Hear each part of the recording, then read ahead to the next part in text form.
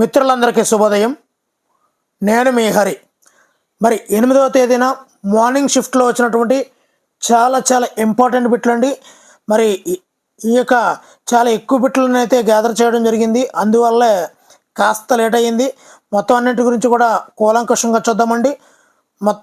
ఎక్కువ మొత్తంలో ఆన్సర్ పెట్టడానికి అయితే ట్రై చేశాను, అందుకే లేట్ అయ్యింది. మరి లేట్ లేకుండా టాపిక్లకు వెళ్ళిపోదాం. మొదలు పెట్టి చూద్దామండి. మరి రైటర్సు బుక్స్ జతపరచమన్నాడండి.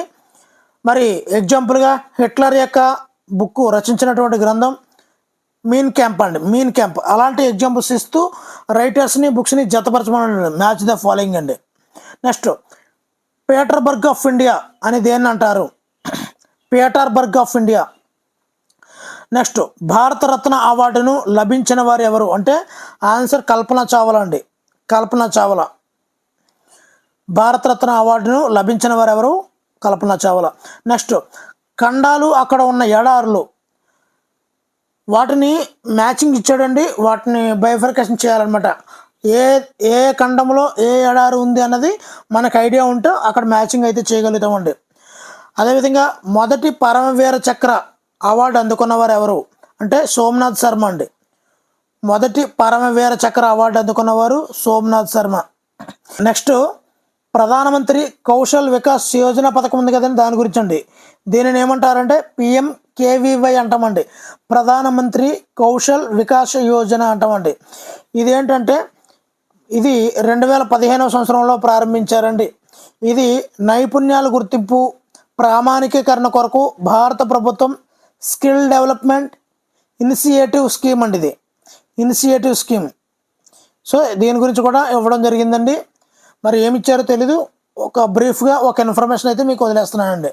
మరి GST ఎప్పుడు ప్రారంభమైంది, అమల్లోకి వచ్చిన తేదీ ఏంటి అంటే GST అంటే గూడ్స్ అండ్ సర్వీసెస్ ట్యాక్స్ అండి. GST full form goods and services tax. అది ఎప్పుడు అంటే 2017 జూలై 1వ తేదీన అమల్లోకి వచ్చిందండి. అదేవిధంగా ఒలింపిక్స్లో 2004లో ఒలింపిక్ 2024లో భారత స్థానం 71వ 71ది. అదేవిధంగా బ్యాడ్మింటన్కు చెందని క్రీడాకారుడు ఎవరు?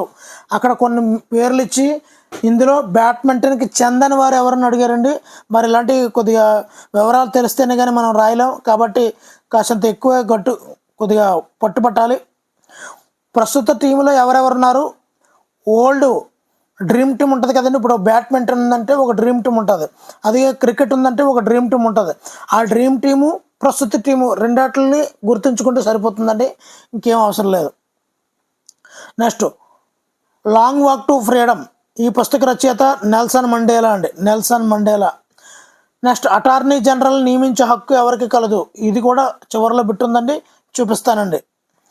అదేవిధంగా G20 సదస్సు గురించి, ఏషియన్ గురించి, షార్ గురించి కూడా ఇవ్వడం అయితే జరిగిందండి. దాని పూర్తిగా పలానా బిట్టు అని తెలీదు, అందు గురించి అనే ఈ విధంగా రాయడం జరిగిందండి. రాస్లీలా, రామ్లీలా ఏ రాష్ట్రానికి చెందినవి? మీకు తెలిస్తే కామెంట్ అయితే చేయండి. అదేవిధంగా సర్వశిక్ష అభియాన్ వయస్సు గురించి అయితే అడగడం జరిగిందండి, SSA.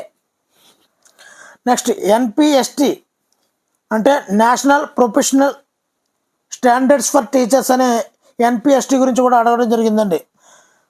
అదే కవులు రచయితల వద్ద వ్యాకరణ బుద్ధి అండి, దీని గురించి కూడా అడగడం జరిగింది. అదేవిధంగా బుద్ధిలబ్ధి, దీని గురించి కూడా ప్రజ్ఞలబ్ధి, బుద్ధిలబ్ధి, వీటి గురించి కూడా అడగడం జరిగిందండి.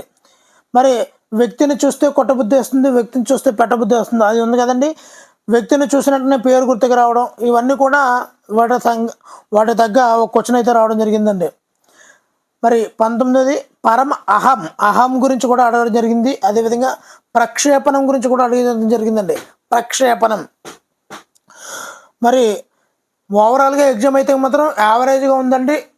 మరి అలాగని డిఫికల్టీ లెవెల్ అయితే మరీ ఎక్కువగా లేదు, అలాగని చెప్పి ఈజీగా కూడా లేదు, మీడియంగా ఉంది. ఇప్పుడు ఆడ్ మ్యాన్ అవుట్, అలా మ్యాచ్ ద ఫాలోయింగ్ అనేవి ఎక్కువ ఇస్తున్నాడు, కాబట్టి ఎక్కువ పరిజ్ఞానము లేదంటే కాస్తంత ట్రిక్లు యూజ్ చేసినట్లయితే చాలా ఈజీగా మనం పెట్టగలుగుతుంటామండి. Next OBB operation black board గురించి కూడా అడగడం జరిగిందండి. మరి NEP 86 యొక్క NPA నేషనల్ ఎడ్యుకేషన్ పాలసీ 86 ప్రకారం ఈ ఓబీబీని రూపొందించడం జరిగింది. ఇది 1987లో రూపొందించారండి. మరి ఇందులో 35 వస్తువుల్ని సరఫరా చేస్తున్నారు. అదే గణిత పేటుకలు అయితే 7 వస్తువుల్లో సరఫరా చేస్తున్నారండి. అందులో పూసల చట్రం ఒకటండి. డామినో కార్డులు, ఇక్కడ డామినీలో డియో అంటే లాటిన్ పదం నుంచి వచ్చిందండి. డియో అంటే 2 అని అర్థం అండి. మరి ఈ డామినో కార్డులు ఎన్ని ఉంటాయంటే 55 డామినో కార్డులు ఉంటాయండి. అదేవిధంగా ఘనాకారపు కడ్డీలు 100 ఉంటాయండి. ఒక్కొక్కటి 10 చొప్పున మొత్తం 100 ఉంటాయండి. అదేవిధంగా క్యూసినేయర్ పట్టీలు అంటారండి. అదేవిధంగా నేపియర్ పట్టీలు ఉంటాయి. ఇది ఎక్కాల గురించి స్పెషల్గా తయారు చేయబడింది నేపియర్ పట్టీలు. భిన్నాల చట్రం, అయితే జ్యామితీయ ఘనాకారాల్లో గోళము, స్తూపము, దీర్ఘఘనము ఇవన్నీ కూడా రావడం జరుగుతాయండి. సో ఇదండి, ఇది ఆపరేషన్ బ్లాక్ బోర్డ్ గురించి అండి.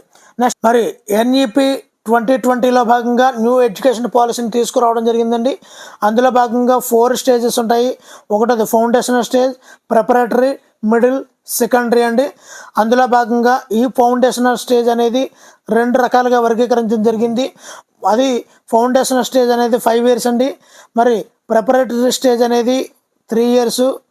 అదేవిధంగా మిడిల్ కూడా 3 years అండి. సెకండరీ అనేది 4 years అండి.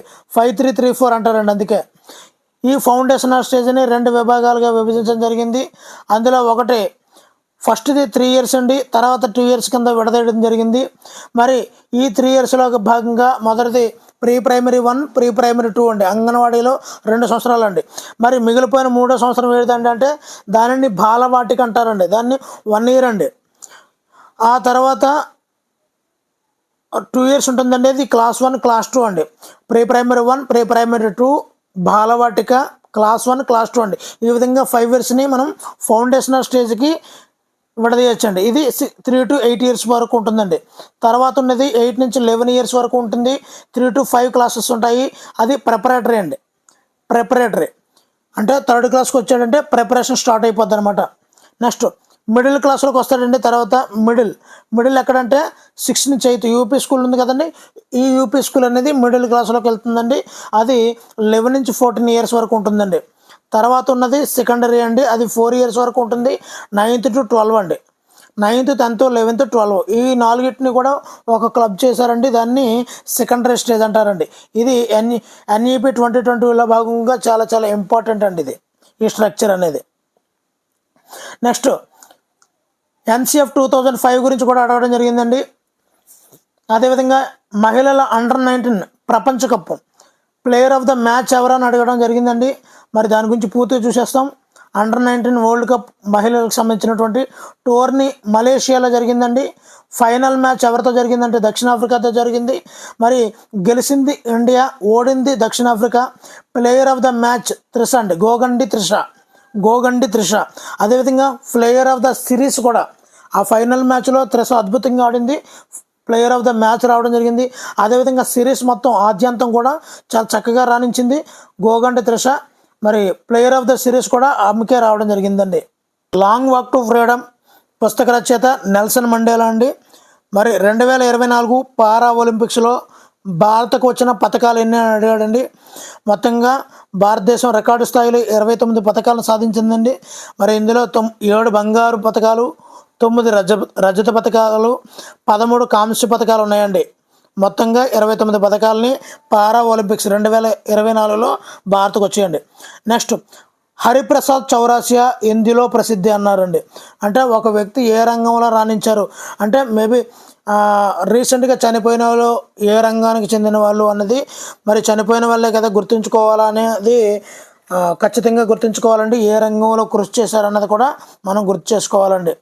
మరి హిందుస్థానీ శాస్త్రీయ సంగీతంలో వేణువు వాయించడంలో హరిప్రసాద్ చౌరాసియా ప్రసిద్ధి పొందారండి. ఓకేనండి. అదేవిధంగా కార్ల్సన్ మన చెస్ విజేత ఉన్నాడు కదండి. కార్ల్సన్తో ఆన్లైన్లో చెస్ ఆడిన వారి సంఖ్య ఎంతమంది అంటే వరల్డ్ మొత్తంగా కార్ల్సన్తో ఒక ఈవెంట్లో 143,000 మంది అండి. 143,000 మందితో ఆటగాళ్ళతో కార్ల్సన్ అయితే చెస్ ఈవెంట్ని అయితే ఆడడం జరిగిందండి. కార్ల్సన్ చెస్ అండి. నెక్స్ట్ అటార్నీ జనరల్ను ఎవరు నియమిస్తారు? ఆర్టికల్ 76 ప్రకారము రాష్ట్రపతి అటార్నీ జనరల్ను నియమిస్తుంటారండి.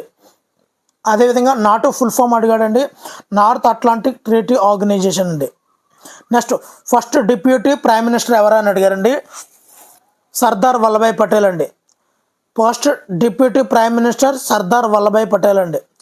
అదేవిధంగా హిరాకుడ్ ప్రాజెక్ట్ బాఖ్రా నంగల్, ఇది కూడా మ్యాచ్ ద ఫాలోయింగ్ టైపులో అడిగాడండి. మరి ఏ ఏ ఏ నది మీద ఏ ఏ ఆనకట్టలు కట్టారో అంటూ ఏ ప్రాజెక్ట్ ఏ నది మీద ఉంది అన్నది మ్యాచ్ ద ఫాలోయింగ్ అడిగారండి. ఆ ప్రాజెక్టులు కూడా ఒకసారి అయితే చూసుకోండి.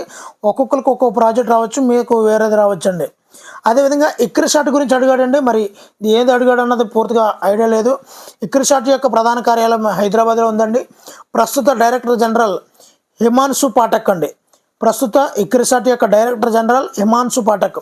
అసలు ఇక్రిసాట్ పూర్తి పేరు ఏంటంటే Indian international crop research institute for the semi arid tropics అండి. ఇది ఇక్రిసాట్ గురించి అడగడం జరిగిందండి. అదేవిధంగా తరైన్ యుద్ధం గురించి అడగడం జరిగింది. మొదటి తరైన్ యుద్ధం 1191లో జరిగిందండి. పృథ్వీరాజ్ చౌహాన్కి మహమ్మద్ ఘోరీకి జరిగితే పృథ్వీరాజ్ చౌహాన్ గెలవడం జరిగిందండి. మరి రెండవ తరైన్ యుద్ధం 1192లో జరిగింది. మరి పృథ్వీరాజ్ చౌహాన్కి మహమ్మద్ ఘోరీకి జరిగింది. మరి ఈ యుద్ధంలో మహమ్మద్ ఘోరీ విజయం సాధించారండి. అదేవిధంగా మరి తప్పనిసరిగా అయితే లైక్ చేయండి, ఎక్కువ మందికి షేర్ అవ్వాలి. మరి అదేవిధంగా ఏఐ టెక్నాలజీ గురించి కూడా అడగడం జరిగిందండి. అదేవిధంగా భారతదేశంలో మొదటి సూపర్ కంప్యూటర్ ఏది అని అడగడం జరిగింది. పరం 8000 అండి. పరం 8000 దీన్ని 1991లో అభివృద్ధి చేయడం జరిగింది. అదేవిధంగా జలియన్ వాలాబాగ్ దుర్ఘటన ఎప్పుడు జరిగిందని అడిగాడండి. మరి ఏప్రిల్ 13, 1919లో జరిగిందండి. ఇది అమృత్సర్లో.